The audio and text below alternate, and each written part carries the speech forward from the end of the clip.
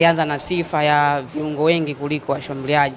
Nafikiri nia ya kocha kuanza na idadi kubwa ya viungo, kwanza alihitaji muda mwingi awe na umiliki ya mpira, and then ndo aanze kufanya movement za kwenda kumshambulia mpinzani wake.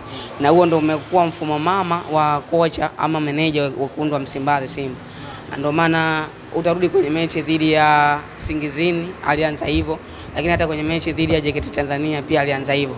Na jana pia ameweza kuanza hivyo. Japokuwa kwenye hizo mechi zote ambazo amecheza haujaonekana kuwa ni mfumo ambao unamlipa, kwa maana ya namna ambavyo unaweza ukaona unampa matokeo chanya ndani ya uwanja, lakini ni muumini sana wa aina ya mfumo ambao aliutumia jana. Lakini ukija kwa mpinzani wake, nafikiri alikuwa superb sana namna ambavyo alikuwa anacheza, hakuwa na kuonyesha kama yuko uwanja ugenini. Yaani namna ambavyo alikuwa anacheza hakuwa na kuonyesha kwamba amekuja kutafuta sare, hakuwa na kuonyesha kwamba amekuja kuzuia, lakini alikuwa na kuonyesha kuzihitaji alama tatu.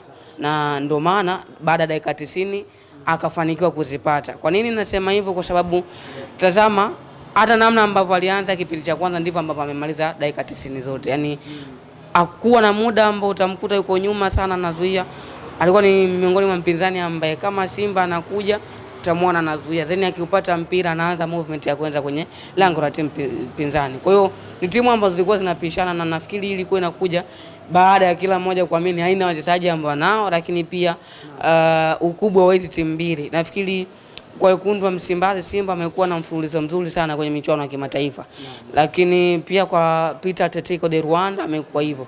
Lakini kilicho tofauti ama kilichobadilika ni kwamba